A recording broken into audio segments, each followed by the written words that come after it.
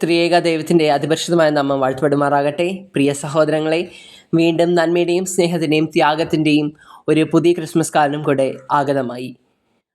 ക്രിസ്മസിൻ്റെ കഥയിൽ ഏറ്റവും സുന്ദരവും ശക്തവുമായ കഥാപാത്രങ്ങൾ ഒരാൾ തന്നെയാണ് പരിശുദ്ധ കന്യക മറിയാം. കന്യക മറിയാമിൻ്റെ വിശ്വാസം, അനുസരണം, സമർപ്പണം ഇതൊക്കെയാണ് രക്ഷിതാവിൻ്റെ ജനനത്തിന് വഴി തുറക്കുന്നത്.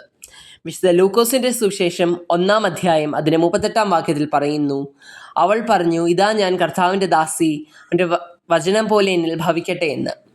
ഈ ഒരു വാക്യം പരിശുദ്ധ കന്യകമറിയാമിൻ്റെ ഹൃദയത്തെയും കന്യകമറിയാമിൻ്റെ വിശ്വാസത്തെയും വെളിപ്പെടുത്തുന്നു. ക്രിസ്മസ് കഥ നമ്മളോട് പഠിപ്പിക്കുന്ന വലിയൊരു സത്യം ഇതാണ്: ദൈവം തന്നെ അത്ഭുതങ്ങളെ നടത്തുന്നത് വിശ്വസ്തരായ മനുഷ്യരുടെ ഹൃദയങ്ങളിലൂടെയാണ്. സ്വർഗദൂതൻ്റെ വാക്കുകൾ കേട്ടപ്പോൾ പരിശുദ്ധ കന്യകമറിയാമിന് പല ചോദ്യങ്ങളും മനസ്സിലുരുവായി കാണും. പക്ഷേ ദൈവത്തിൻ്റെ ദാസി, ഞാൻ ദൈവത്തിന് വേണ്ടി എന്നെ തന്നെ സമർപ്പിക്കുന്നു എന്നുള്ള കന്യകമറിയാമിൻ്റെ വിശ്വാസം, വിശുദ്ധ മാതാവിൻ്റെ ശരി എന്നൊരു വാക്ക് ലോകചരിത്രത്തെ തന്നെ മാറ്റിമറിക്കാനിടയായി.